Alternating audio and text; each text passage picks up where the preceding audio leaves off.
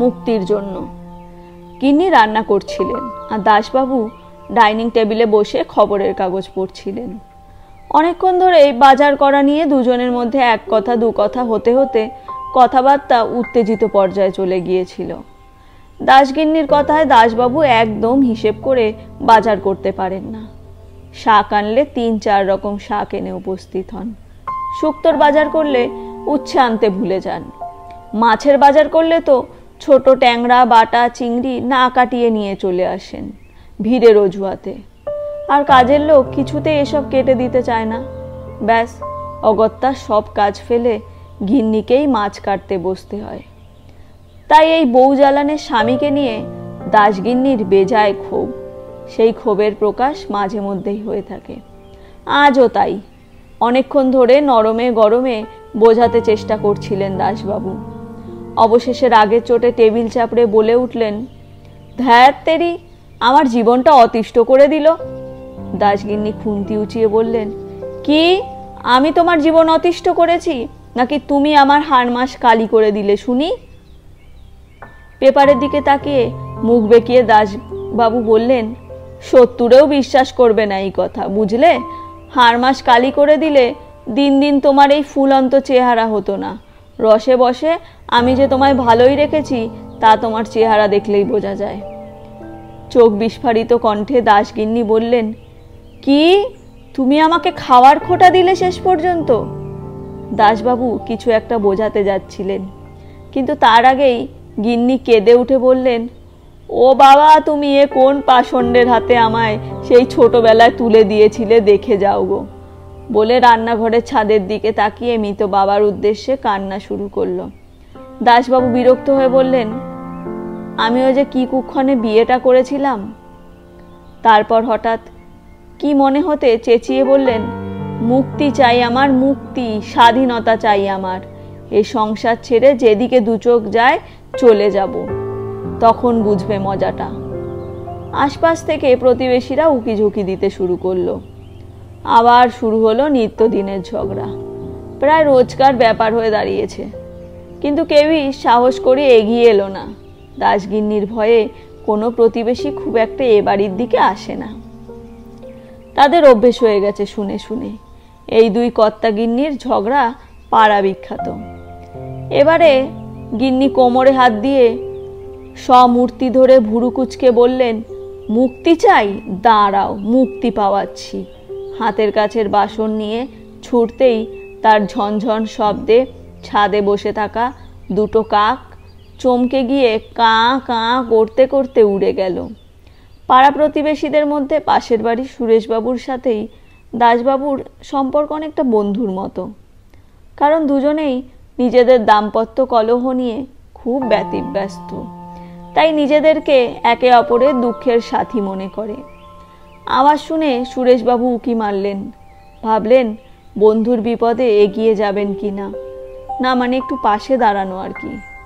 হঠাৎ আরও একবার বাসনের ঝনঝন আওয়াজের সাথে, ও বাবা গো, মরে গেলাম গো, দাসবাবুর গলায় চেঁচানো শুনে সুরেশবাবু আর দাসবাবুর কাছে যাওয়া রিস্ক না নিয়ে দৌড়লেন দাসবাবুর ছেলেকে ডাকতে। দাসবাবুর গিন্নিকে সুরেশবাবুর রীতিমতো ভয় পান। সাংঘাতিক মহিলা। যদিও তার নিজের গিন্নিও কম যান না, সব একই অবস্থা। দাসবাবু কতবার দুঃখ করে বলেছেন, আমার মতো মানুষের সাথে ঝামেলা করে, ভাবতে পারো সুরেশ? যখন বিয়ে করেছিলাম তখন গিন্নির মোটে 16 বছর বয়স। কি সুন্দর হাসি দিত আমায় দেখে, আমায় কত ভালোবাসতো। পরক্ষণে দীর্ঘশ্বাস ফেলে বলতেন, ভালোবেসে মাথায় তুলেছি, এখন পান থেকে চুন খসলেই একেবারে ফোঁস করে উঠে বলে আমায় বিয়ে করে নাকি ওর কোনো স্বাদ মেটেনি, আমি নাকি চিরশত্রুর তার। কি করে বলতে পারে এ কথা? এই 30 বছরে আমূল পরিবর্তন হয়েছে, বুঝেছ? কিছু ভালো লাগে না আর আমার। একদিন সব ছেড়ে চলে যাব, বুঝলে, যেদিকে দু চোখ চায়, মুক্তির সন্ধানে। এই বলেই আকাশের দিকে তাকিয়ে দীর্ঘশ্বাস ফেলতেন তিনি। যদিও সুরেশবাবুও খুব দুঃখের সাথে বলে রেখেছে, দাদা আপনি যখন যাবেন আমাকেও একটু সঙ্গে নেবেন। দাসবাবুর ছেলেকে ডেকে নিয়ে বাড়ির সামনে আসতেই দাসগিন্নির আর্তনাদ শোনা গেল। ও বাবা, আমার কি হবে? কে কোথায় আছো গো? ও বাবু রে, কোথায় গেলি রে? তোর বাবা যে আমার উপর রাগ করে ফলিডল খেয়েছে রে। দাসগিন্নির চেঁচামেচি শুনে সুরেশবাবু আর দাসবাবুর ছেলে দৌড়ে ঘরে ঢুকে দেখল দাসবাবু চোখ বুজিয়ে শুয়ে আছেন, গিন্নির কোলে মাথা রেখে। গিন্নি মাথায় হাত বুলিয়ে দিচ্ছে আর কাঁদছে। দাসবাবুর গালের পাশে ফলিডলের গুঁড়ো লেগে একটু দূরেই একটা ঠোঙায় ফলিডলের গুঁড়ো পড়ে আছে।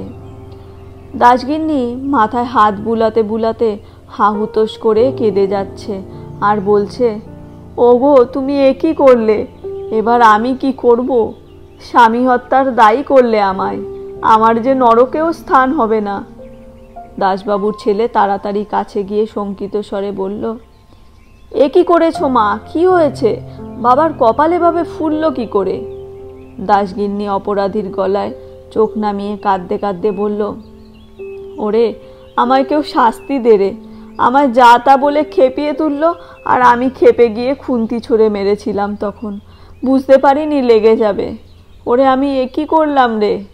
ছেলে খুব বিরক্ত হলো। কি যে করো না? জল আনতে রান্নাঘরে দৌড়লো। দাসগিন্নি সুরেশবাবুর দিকে তাকিয়ে ফুপিয়ে ফুপিয়ে বলল, ও দাদা গো, আপনার বন্ধু পিঁপড়ে মারবে বলে ফলিডল কিনে এনেছিল পরশুদিন। রান্নাঘরের কাজ সেরে ঘরে এসে দেখি অভিমানে নিজে সেটা খেয়ে শুয়ে রয়েছে। কিছুক্ষণ পরে আবার বুক চাপড়ে কেঁদে উঠলেন। ওগো, তুমি এইভাবে মুক্তি নিলে আমার থেকে? একবারটি মানুষটাকে ফিরিয়ে দাও রাধা মাধব। সুরেশবাবু কিংকর্তব্য বিমূঢ় হয়ে দাঁড়িয়ে রইলেন। কষ্টে তার বুক যেন ফেটে যাচ্ছিল। শেষমেশ চলেই গেলেন দাসবাবু। দাসবাবু ফলিডল খেয়ে নিজেকে মুক্তি দিয়ে স্ত্রীকে বুঝিয়ে দিয়ে গেলেন সে কত বড় ভুল করেছে। আহা, কেমনভাবে কাঁদছে দাসগিন্নি। তেমনইভাবে হয়তো সুরেশবাবুর স্ত্রীও তিনি চোখ বুঝলেই তার মর্ম বুঝবে। কর্তাবাবুর মুখের ওপর একটা মাছি ভন ভন করছিল, সেটা পরম ভালোবাসায় তাড়িয়ে দিয়ে গিন্নি ডুকরে কেঁদে উঠলেন। ওগো, তুমি একবার ফিরে এসো, কথা দিচ্ছি তোমার সাথে আর কখনো ঝগড়া করব না, তোমায় আর কখনো কিছু ছুঁড়ে মারব না, তোমার সব কথা শুনবো। ছেলে বাবার চোখে মুখে জল ছিটিয়ে নিজের চোখের জল মুছে বিরক্ত হয়ে বলল, উফ মা, তুমি এবার অন্তত চুপ করো। দিন রাত দুজনে ঝগড়া করো, অশান্তি করো, আমারও ভালো লাগে না। দেখো দেখি কি সর্বনাশটা হলো। বলে বাবার হাতের পালসটা দেখে একটু আশ্বস্ত হয়ে সুরেশবাবুকে বলল, কাকু, আপনি একটু দাঁড়ান তো, আমি ডাক্তার ডেকে আনি। এমন সময় দাসবাবু খুব সন্তর্পণে চোখ খুলে মিহি সুরে মিনমিন করে বললেন, কাউকে কোথাও যেতে হবে না।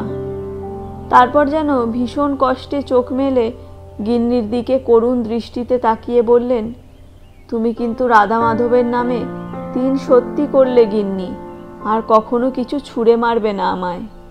সবার চোখ গোল গোল হয়ে গেল। গিন্নি রাধা মাধবের প্রতি নিজের ভক্তির নমুনা পেয়ে অত্যাধিক বিস্মিত হয়ে ঢোক গিলে নিজের গায়ে চিমটি কেটে কর্তা বেঁচে ফিরে আসার সত্যতা প্রমাণ করে চোখের জল মুছে বলল, ওগো, তুমি বেঁচে আছো? জয় রাধা মাধব। এইবার দাসবাবু যেন ভীষণ কষ্টে উঠে বসলেন। হেসে ঠোঁটের উপর তর্জনী রেখে চুপিস্বরে বললেন, দূর, ফলিডল কোথায়? ও তো গুঁড়ো দুধ। তোর মা বুঝতে পারেনি বলেই হা হা করে হেসে উঠলেন। তারপর নিজের টাকে হাত বুলোতে বুলোতে সুরেশের দিকে তাকিয়ে বললেন, বুঝলে সুরেশ, এই মরার নাটক না করলে তোমার বৌদিকে তো 3 সত্যি করাতেই পারতাম না কিছুতেই, আর বুঝতামও না তোমার বৌদি আমায় কত ভালোবাসে। আহা, অনেক দিন পর এমনভাবে মাথায় হাত বুলিয়ে দিল। যাক, ঝগড়া থেকে মুক্তি পেলাম এতদিনে। গিন্নি ঠাকুরঘর থেকে প্রসন্ন মনে ফিরে এসে ভুরু কুচকে দেখলেন পড়ে থাকা ফলিডলে ততক্ষণে কালো পিঁপড়ে এসে জমা হতে শুরু করেছে।